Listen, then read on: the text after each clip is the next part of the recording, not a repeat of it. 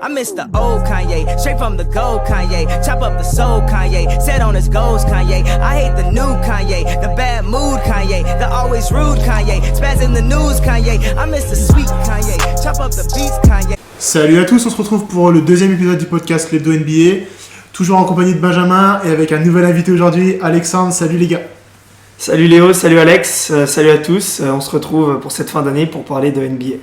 Bonjour tout le monde, j'espère que les fêtes se sont bien passées et allez, c'est parti pour le podcast. Alors aujourd'hui, on va aborder une thématique un peu particulière, la thématique des séries. Donc série de victoires et de défaites. Donc bien sûr, on va introduire le podcast avec cette magnifique franchise de Détroit qui a brillé sa médiocrité. Sa médiocrité, exactement. Qui a connu un réveil magnifique pour la franchise hier contre Toronto avec une victoire de 2 points. Et voilà, on va aborder donc un petit peu l'historique aujourd'hui de Détroit en ce début de saison. 3 petites victoires pour 29 défaites. Ils étaient sur une série de 28 défaites. C'était proche d'être la pire série de l'histoire des sports US, tout confondu. C'était 30, je crois, c'était une équipe de MLB. Ouais, bon, ils ont évité la catastrophe. Mais voilà, est-ce qu'on peut parler un peu de Détroit, les gars? Allons-y. Je vais commencer. Alors Détroit, comment dire? Alors tu l'as dit, série de défaites. Alors ils ont évité le plus grand nombre en sport américain, mais ils l'ont eu sur une saison NBA. Donc ils ont quand même obtenu quelque chose sur leur saison, mais pas de la meilleure des façons, si on peut le dire. Non, mais Détroit, en fait, le problème, c'est que quand on regarde les matchs, en fait, je pense qu'il y a 2 soucis prioritaires. Le premier, pour moi, c'est la construction de l'équipe. Honnêtement, ils ont voulu enlever des vétérans comme Saddiq Bey, comme Jeremy Grant, qu'ils avaient pour reprendre encore des jeunes. Je pense qu'à Détroit, si on regarde l'effectif à l'heure actuelle, on a le calcul de tous les hauts choix de draft qui n'ont jamais marché. On a du Marvin Bagley, on a du James Wiseman qui était passé aux Warriors, on a du Kevin Knox qui est passé chez les Knicks, et puis des choix de Détroit qui peuvent être à questionner. Est-ce que quand on a drafté Kate Cunningham, est-ce qu'il fallait forcément prendre Jaden Ivey? On en reviendra là-dessus, mais Jaden Ivey, pour moi, je ne vais pas forcément pointer le doigt sur un seul joueur parce que je pense que c'est le système qui ne va pas. Mais Jaden Ivey, là, j'ai regardé son dernier match encore contre la victoire de Toronto. Monty Williams disait que c'était un joueur, lorsqu'il pénètre, de par sa puissance physique, il est inarrêtable. Je suis désolé, Jaden Ivey, dès qu'il prend la balle, il regarde plus la ligne à 3 points pour donner la balle extérieure qu'attaquer le cercle. Donc là, il y a un problème. Alors c'est vrai que, pour repréciser, c'est vrai que la semaine dernière, on abordait les équipes qui ont su se reconstruire, comme Orlando, KC. Là, on a une équipe de Détroit qui était dans les mêmes circonstances que ces équipes-là, mais qui a pris un chemin totalement différent, et c'est terrible. Totalement différent, parce que qu'est-ce qu'on avait dit la semaine dernière? C'est qu'on avait dit qu'à Orlando, ou même ou l'exemple encore plus saillant à Houston, ils ont pris un coach d'expérience et surtout des joueurs d'expérience. À l'heure actuelle, le seul joueur, enfin j'en mets 2, 1,5 on va dire, c'est Alec Burks enchaîne, on va dire, les pauvres franchises. Voilà, et ton vraiment joueur qui doit être ton patron de vestiaire, c'est Bojan Bogdanovic. Voilà. Mais le problème de Bogdanovic, c'est que depuis qu'il a Détroit, il est à chaque fois dans les rumeurs de trade. Donc en gros, il est là sans être là parce qu'à chaque fois on pense qu'il va partir à chaque période des transferts, donc c'est ça qui va pas. Et l'autre souci pour moi, je suis désolé, je vais peut-être être cru dans ce que je vais dire, mais pour moi à l'heure actuelle, Détroit c'est une équipe de G-League. Il n'y a pas assez de talent pour jouer en NBA, à part Kate Cunningham qui, le pauvre, essaie de se démener en essayant d'apporter de la création, parce que si vous regardez Détroit jouer, tous les systèmes offensifs partent de Kate Cunningham qui essaie de faire quelque chose balle en main. Sinon, à côté, il n'y a rien du tout. C'est mort. Il n'y a pas de spacing. On prend le sac de départ. Il n'y a aucun joueur, à part Bogdanovic, qui est capable de mettre un panier à longue distance de façon régulière. Donc pour moi, il n'y a aucun fond de jeu, aucune structure, et il manque de vétérans. Alors c'est vrai que toi, Alexandre, tu vas nous expliquer un peu ton point de vue. Tu parles un peu plus d'une culture basket, on va dire, européenne. C'est vrai que tu es un fada de l'Euroleague, tu adores un peu le jeu européen, bien sûr, le système de coaching. Alors quelle vision tu as de cette équipe de Détroit et de ce que tu as pu voir depuis le début de la saison? Alors là, je vais avoir un recul un peu entraîneur et joueur, puisque je joue encore au basket à bon niveau et j'entraîne aussi à bon niveau, donc on va avoir un recul plutôt, comme tu dis, j'étais plutôt style européen parce que j'adore le style de jeu, voilà. La Serbie. Exactement, le meilleur jeu proposé qui puisse exister, mais j'adore aussi la NBA, c'est un jeu totalement différent. Et moi je vais dire, dans tous les sports, Léo et Ben, vous le savez, il faut un premier et un dernier. On est d'accord là-dessus? Oui. On est bien d'accord là-dessus. On est bien d'accord là-dessus. Sauf que les derniers, il faut qu'ils aient quand même un petit peu d'estime, un petit peu d'orgueil. Et être dernier, c'est pas un souci. Mais être dernier comme l'équipe de Détroit à l'heure actuelle en NBA, pour moi, c'est une honte. C'est-à-dire que j'estime que les gens qui payent leur place pour aller voir un match comme ça, bah, pour moi, c'est honteux. Pour voir ce qui est proposé, c'est honteux. Je vais rebondir un peu sur ce que vous avez dit. Je pense que déjà la construction elle est pas bonne. On n'a pas de joueurs expérimentés dans l'équipe, à part, tu l'as dit, Bojan Bogdanovic, mais bon, c'est un joueur déjà qui tire un petit peu pour moi sur la fin. C'est un joueur qui est plutôt type basket européen et pas trop NBA. Donc si t'as pas de star dans cette équipe-là, bah pour moi il brillera pas.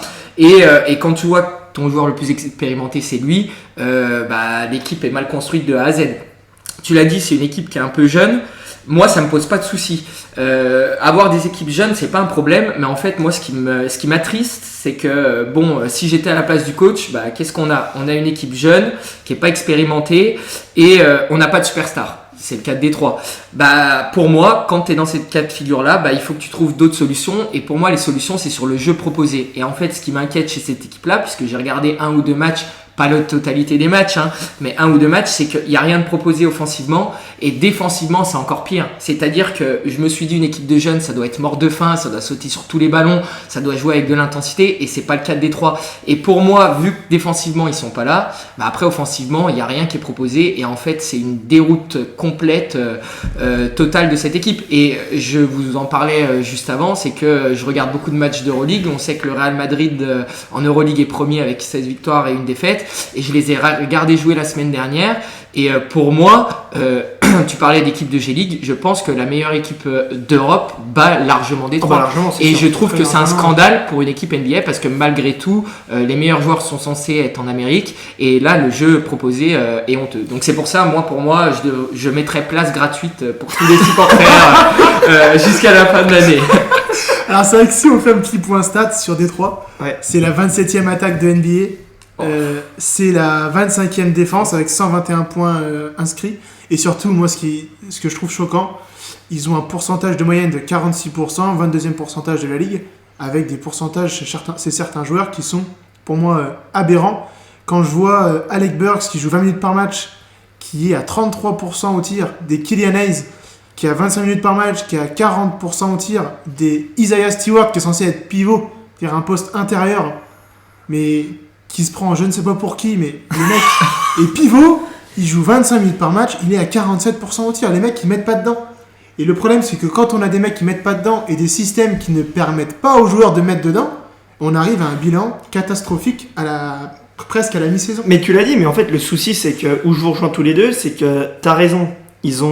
Alex, t'as raison, ils ont une faiblesse offensive, donc forcément, quand tu sais que t'as pas forcément les joueurs et les systèmes pour être dans le match par ton attaque, il faut que tu sois absolument dans l'intensité constante en défense. Alors après, à leur décharge, je pense qu'ils se battent, mais après, c'est ce qu'on disait aussi avec Léo lors du dernier podcast, c'est que quand t'arrives, c'est beaucoup de jeunes joueurs talentueux qui ont toujours connu du succès en universitaire.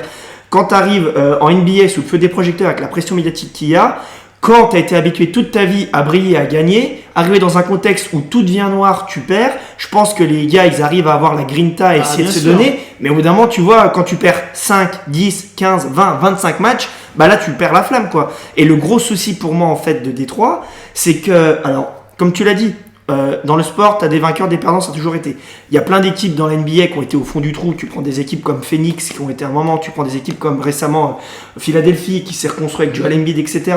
Tu prends même des équipes actuelles comme Houston ou Orlando qui sont en train de sortir la tête de l'eau. Pour ces équipes, tu vois qu'il y a un projet, une directrice. Moi, ce qui me fait peur à l'heure actuelle à Détroit, c'est que j'ai l'impression qu'ils ne savent pas où ils vont.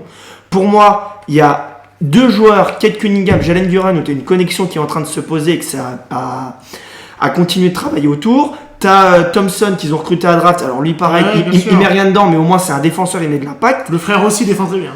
Les 2 frangins Thompson sont très bons mais en défense. Mais le souci à Détroit, c'est qu'à l'heure actuelle, tu es en reconstruction depuis 5 ans, tu as l'impression que tu n'as aucun talent et tu n'as aucune ligne directrice et tu sais pas où tu vas. Ouais, non, mais je suis d'accord avec toi, mais je pense, alors je vais être un peu dur dans ce que je vais dire, mais la différence du coup du basket européen et américain, c'est que si tu n'as pas de grandes stars ou au moins une grande star pour piloter ton équipe, en NBA, tu n'y arrives pas. Tu parlais des projets de reconstruction, mais à Houston, tu as quand même Brooks qui a fait un Euro magnifique, qui est quand même pour moi un mec qui monte en puissance et sur lequel on peut compter, qui pour moi fait peut-être partie dans le long terme d'une superstar ou d'un mec dans le vestiaire qui va gérer une équipe. Ouais. À Philly, comme tu l'as dit, on s'est reconstruit, mais autour de qui? De Joel Embiid, qui est la superstar de Philly. Là, à Détroit, il n'y a personne. Donc pour moi, déjà, il faut recruter. Il y a une lueur. Et En fait, il y a- on va dire qu'il Il y a une... y a un soleil caché par des nuages. Oui, mais j'ai l'impression Oui. que ça fait 3 ans qu'on dit qu'à Détroit il y a une lueur et qui qu'elle n'est jamais s'appelle venue. Quoi. qui s'appelle Cade Cunningham, mais Cade Cunningham, c'est un joueur, et on va en discuter dans le prochain podcast quand on va parler un peu du All-Star Game. En fait, on est un peu entre deux chaises avec ce joueur-là, Bah, on sait pas. dans le oui. sens où on se dit, alors oui, il est capable d'être régulier, oui, il est capable de mettre des points, oui, il est capable de plutôt bien défendre, mais par contre, son équipe ne gagne pas. Ouais, mais après, on peut pas parler que de ça. Tu l'as très justement dit, et je te rejoins à 3000%. Au basket, il faut que tu marques des paniers. T'as beau défendre, t'as beau attaquer, t'as beau avoir les meilleurs systèmes de jeu, si tu marques pas un panier, tu gagneras pas le match. Et le problème, c'est que c'est pas des joueurs, et moi, Cade Cunningham, c'est pas des joueurs qui vont avoir des hauts pourcentages de réussite ou qui vont. Alors, il va avoir des étincelles pendant l'année, mais ça sera pas constant. Et une équipe a besoin d'un joueur qui est stable et qui est constant sur tous les matchs. Et moi, comme tu dis, là, tu m'as cité les pourcentages, je les connaissais pas, hein. Mais c'est affligeant, tu peux pas gagner. Donc si tu recrutes et que tu ramènes quelqu'un qui lui, t'es sûr que il va t'améliorer au moins ton pourcentage de réussite au tir, bah après l'équipe va suivre et ils vont pouvoir se regrouper derrière quelqu'un. Parce que là, si je regarde l'équipe là, moi en tant que joueur, bah je sais pas derrière qui je me mets pour Alors, suivre la c'est machine. vrai que du coup, Tu vois ce pour, que je veux dire? Totalement, c'est vrai que pour compléter des propos, alors on va s'écarter un peu, mais quand je vois le trade récent qu'ont fait les Knicks Ouais, sur le trade d'R.J. Barrett, qui est un joueur qui, d'un point de vue statistique, ne met pas dedans. Ah bah ne mets pas dedans. Oui. Ah bah oui. Quand oui, tu oui. vois qu'il trade ce joueur-là contre un OG Anunoby. Anunoby, qui est un joueur qui a montré depuis 2 ans une sérénité offensive Qui est sous-coté. constante, un joueur sous-coté, mais qui met dedans, Ouais. et sur tous les compartiments offensifs, c'est une menace offensive certaine. Ça, c'est des trades intéressants. Tu trades quelqu'un qui a été drafté par la franchise, dans la personne de R.J. Barrett, sur qui on a misé depuis 2, 3, 4 ans, et on voit que ça fonctionne pas, on voit que ça prend pas, ça prend à certains moments, mais ça prend pas de manière constante, et ben on fait un choix fort, on se libère de ce joueur-là pour essayer d'améliorer. Mais du coup, l'équipe. du coup, vous couperiez qui là à Détroit du coup? Moi, honnêtement, tu si dégages qui j'ai 2 joueurs à garder, 3 joueurs à garder, Duren, Cunningham et Stewart. Parce qu'en fait, quand tu vois le banc de Détroit, mais c'est d'une pauvreté. Ah bah oui, non. Mais Ah bah, Le y a problème, rien. c'est que quand t'as déjà un 5 de départ qui tourne pas bien, tu te dis, t'as 1 ou 2 mecs qui vont sortir du banc qui vont pouvoir apporter quelque chose. C'était le cas de Toronto, quand par exemple, t'avais des Fred VanVleet qui sortaient Ouais, du banc, ouais, et des bien choses comme ça. Mm. Mais alors là, quand tu vois le banc de Détroit, Tu pleures. le banc n'apporte rien. non, mais je suis d'accord. Et à ce moment-là, en fait, t'as 3 joueurs qu'il faut, je pense, conserver. Et puis ensuite, il faut habiller l'équipe. Le problème, c'est qu'habiller l'équipe, ils vont le faire comment? Ils vont le faire par la draft, mais qui va être plus ou moins réussi comme ces dernières années. Et si tu fais pas des choix forts ou des trades groupés, un Killian Hayes, le problème, c'est que Killian Hayes, c'est un joueur qui a été drafté à la 7ème position. Tu le draftes au bout de 2 ans, ce mec-là. Il a encore une valeur. Sa valeur, c'est pas ce qu'il a montré sur le terrain, c'est sa valeur de draft. Ouais. Son 7ème tour de draft. Et maintenant, ça fait 3, 4, 5 ans qu'il est en NBA. Des mecs comme ça, en fait, maintenant, ils ont plus aucune valeur. Parce Ouais, que bien c'est sûr. trop tard pour les drafter. C'est fini. Le train, il est passé. maintenant. Ouais, je suis Tu d'accord. penses- Et tu parles de Killian Hayes, hein, qu'on connaît très bien, puisque français, hein. Mais ce mec-là, pour moi, il est pas tombé dans la bonne équipe. Ah bah ça, Parce c'est que sûr. je te dis la vérité, là, quand je vois ses stats, et on en discutait avant, il est pitoyable, c'est honteux. Non mais c'est vrai. Non mais c'est honteux, Faut dire la vérité, faut dire les mots, faut pas se cacher derrière des on-dit ou une Derrière image. des arbres, derrière Voilà. des gros troncs. Des gros troncs, c'est ça. Mais il est honteux. Et pourtant, ce mec-là, je suis sûr, si on compare, si par exemple tu le mets dans les fenêtres internationales et qu'il vient jouer en équipe de France, je suis sûr qu'il est trop fort, ce type. Mais regarde, c'est un peu la même histoire que Théo Malédon. Tu vois, c'est des joueurs, pour moi, qui sont pas de la trempe de Wembanyama, donc qui peuvent pas arriver dans une équipe, entre guillemets. Et briller tout de suite.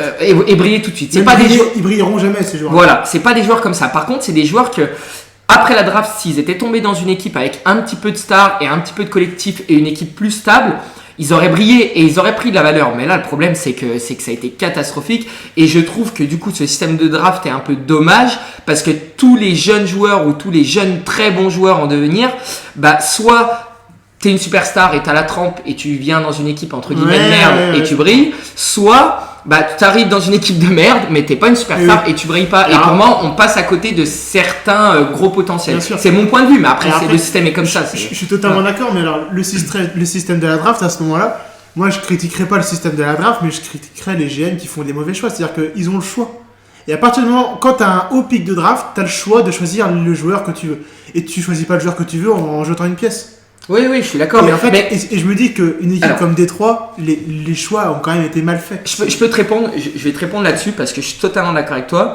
Je vais donner un exemple, les Bulls avant Jordan. Les Bulls avant Jordan, quand ils ont drafté Jordan la première année, ils étaient catastrophiques. Mais après, derrière, ils ont construit l'équipe autour de ce joueur-là. Ils sont allés recruter Pippen, ils sont allés recruter Rodman, ils sont allés recruter des joueurs, ils ont construit un groupe à côté. Et là, j'ai l'impression où là tu as raison sur la gestion des clubs et je suis totalement d'accord avec toi et ça à revoir parce que pour moi c'est honteux aussi, c'est que quand tu as des joueurs comme ça que tu sélectionnes, oui pas de souci, mais où sont les projets derrière? Il faut construire après à côté et en fait on construit pas, tu vois, je trouve ça dommage. Là je vais te dire honnêtement, j'attends les Spurs dans quelques années. On a sélectionné une superstar, ok très bien, bah maintenant il faut qu'on construise autour de lui et j'attends de voir comment ça va être fait. Mais ça veut dire que du coup les gars, si je comprends bien, à Détroit, vous croyez pas au projet Cade Cunningham en fait. Pour vous, Cade Cunningham, c'est pas le futur de Détroit et c'est pas le joueur autour duquel on va construire du coup. Moi, j'ai toujours cru, mais à cite échelle. À 50%. Donc là, et je sais pas. Tu crois plus là. Tu crois encore ou pas? Ce mec-là, il a du talent. Il a énormément de talent. Mais le problème, c'est que le projet Cade Cunningham, moi je crois en ce joueur-là. Le problème, c'est que je crois pas du tout en la gestion de la franchise. Ok, donc en gros, si je comprends bien, tu crois en Cade Cunningham, mais tu crois pas en Cade Cunningham à Détroit. Voilà. Ok. Je pense qu'à l'heure actuelle, je ne crois en aucun joueur à Détroit. Et du coup, c'est. Ouais, mais alors, les gars, on fait quoi? C'est-à-dire que là, c'est pessimiste complet. Non, comment on fait? Il y a des solutions. Alors, est-ce qu'on élargit ou pas après le sujet? Parce que, voilà, c'est toi qui me diras après. Mais on en reviendra après. Mais moi, oui, c'est noir. C'est même plus que noir. Et ben quand c'est noir, faut qu'il y ait un électrochoc. Et après on en discutera après sur les séries et tout. Donc là pour toi, il faut qu'il y ait un électrochoc. Faut que ça coupe et faut qu'il y ait des joueurs. Un électrochoc. Soit un électrochoc dans la direction, soit un électrochoc dans le staff, soit un électrochoc dans la gestion des joueurs, donc dans les joueurs. Mais il faut avoir l'électrochoc. Le problème c'est que du coup, tu nous as cité la direction, le staff, les joueurs.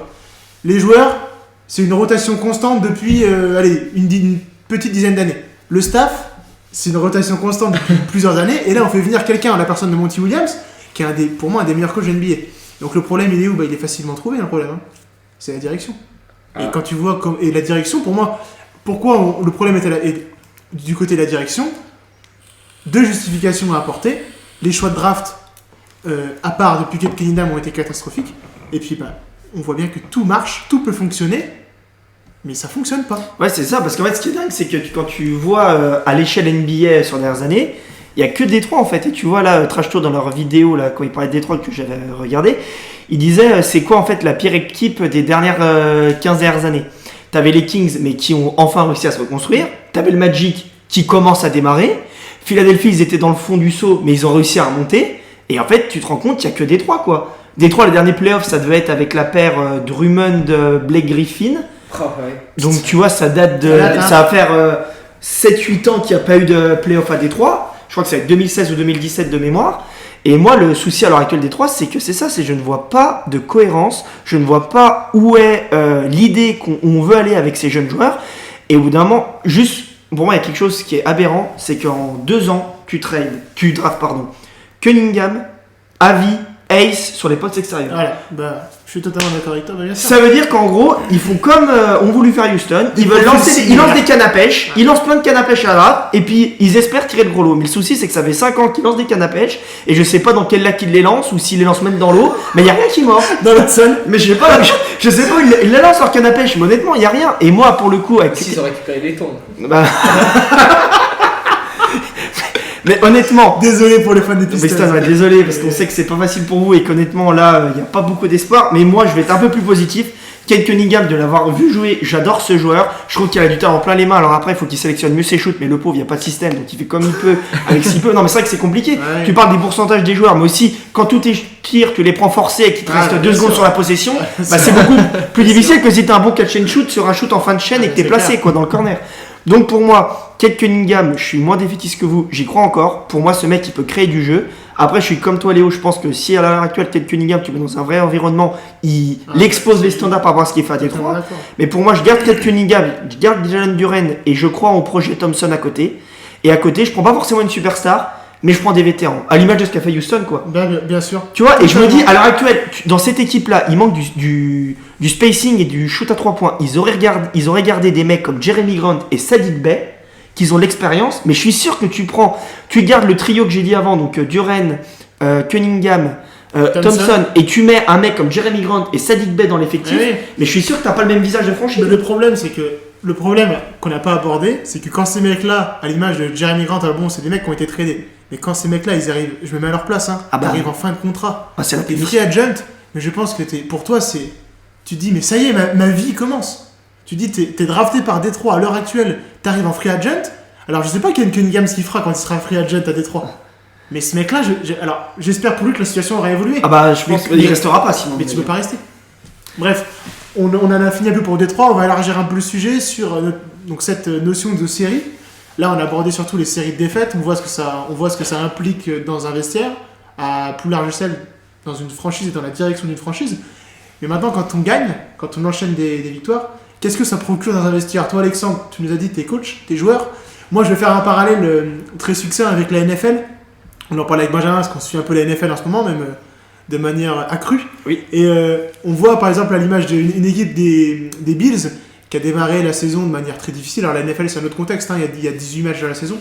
Mais on voit que quand tu arrives avant le playoff, avec 5-6 victoires engrangées d'affilée, que tu es dans une série de victoires sans une défaite au compteur, et que tu arrives en playoff dans cette forme-là, ben on voit l'impact en playoff. Et alors toi, Alexandre, du coup, est-ce que tu peux m'expliquer un peu comment les joueurs se sentent dans un environnement négatif, positif, quel impact ça peut avoir sur l'équipe? Je pense que, tu sais, j'ai lu un livre, bon, tout le monde le connaît, mais le livre de... Tu lis des livres? Je lis des livres. Je suis érudit. J'ai lu un livre, c'est le seul que j'ai lu dans ma vie, mais il m'a inspiré. Non, mais j'ai lu le livre de Phil Jackson, là, que tout le monde connaît, hein, le meilleur coach pour moi en NBA. Il disait, et je le rejoins, en NBA, à comparer de la NFL, c'est un marathon. Parce que tu as plus de 82 matchs, il me semble. 82 matchs. Voilà, donc c'est long. Et donc, en fait, il faut bien gérer sa saison. Et en fait, il disait, et ça rejoint ce que tu dis, c'est que pour bien entamer des playoffs, il faut pas que tu arrives trop fatigué, mais il faut que tu arrives dans une bonne dynamique. Et la bonne dynamique, c'est une série de victoires avant. Je te dis pas forcément 3-4 mois avant, hein, mais un mois avant, t'enchaînes les victoires, ou même 2 ou 3 semaines avant, t'enchaînes les victoires. Et ben, t'arrives après en pleine bourre, en play-off. Et généralement, quand t'arrives comme ça en pleine bourre, tu vas loin, quoi. Après, pour élargir un petit peu le sujet, sur les défaites, quand t'es dans une série noire, c'est compliqué. Il y a deux facettes. T'es entraîneur.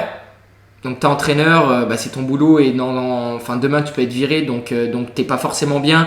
Et en fait, quand tout va bien, les joueurs sont en confiance, donc ils vont te mettre des shoots incroyables qu'ils auraient jamais mis avant, mais t'es en confiance, t'es en pleine bourre, et t'as l'adhésion de ton entraîneur.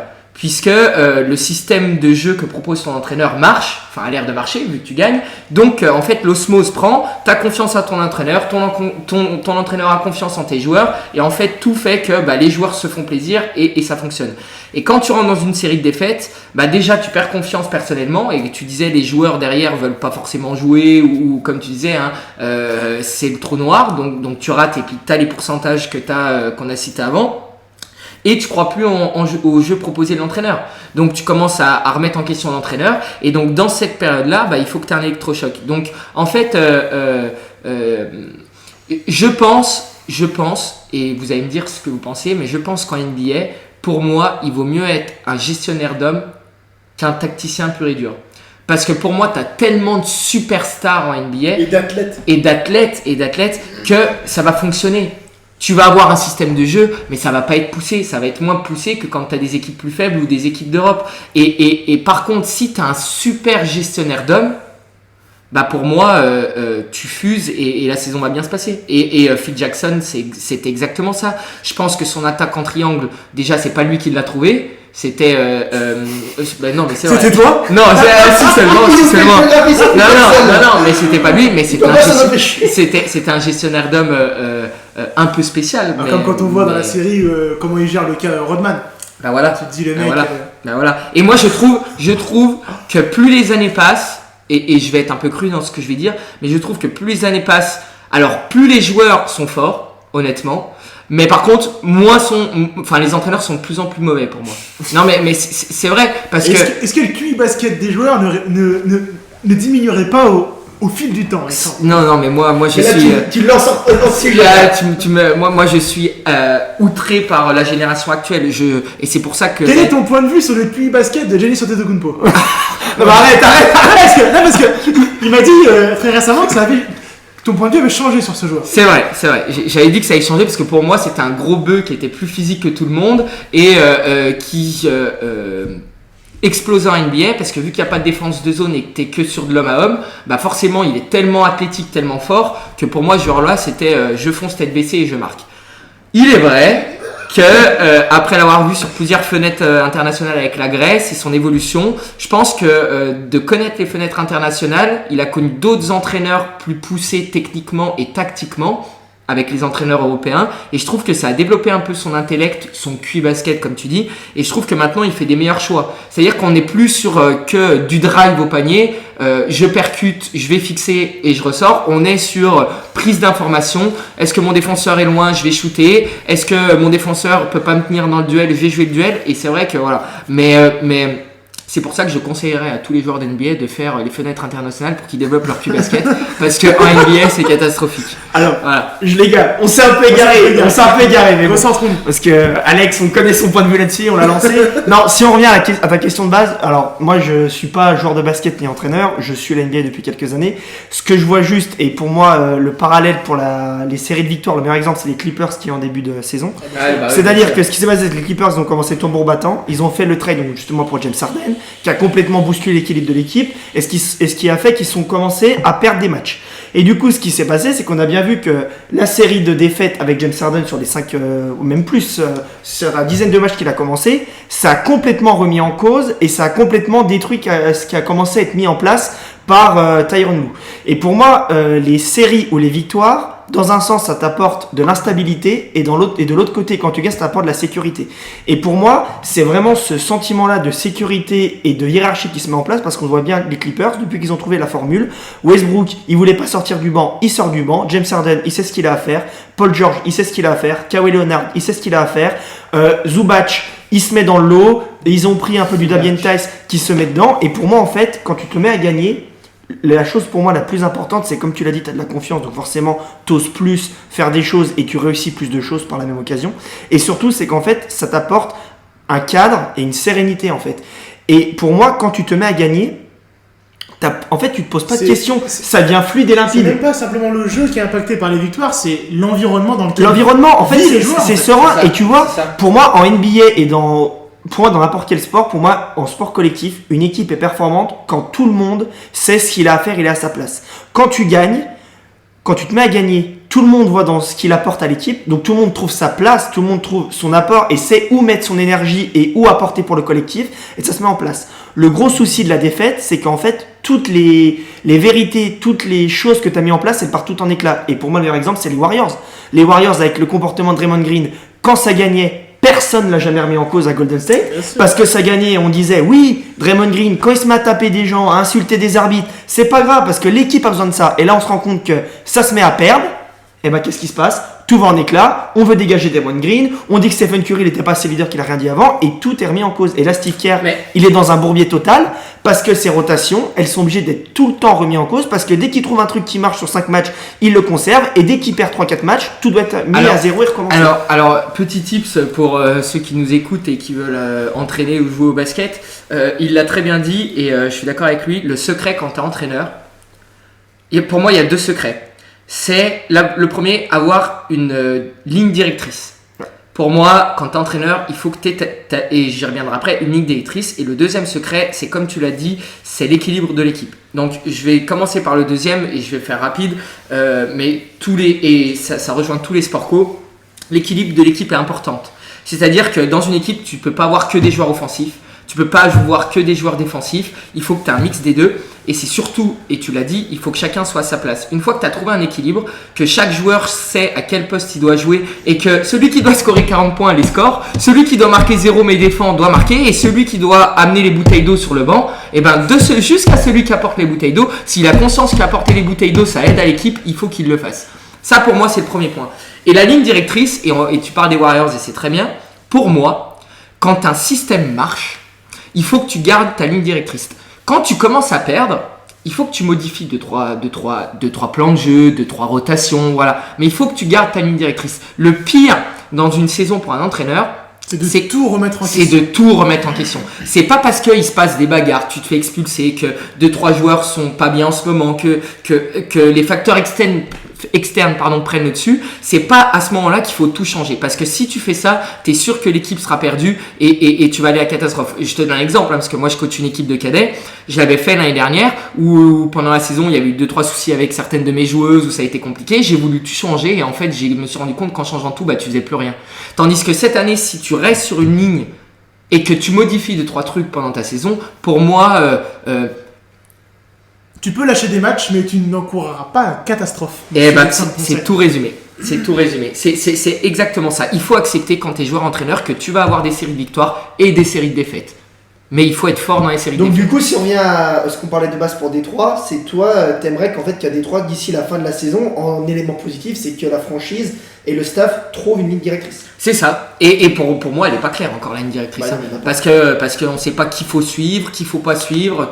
Non, mais oui, si ils sont clairs et qu'ils disent, nous, on veut un plan de jeu comme ça, on veut des joueurs comme ça et on va travailler pour ça. Je vais donner un exemple. Je trouve que les Spurs, c'est pitoyable.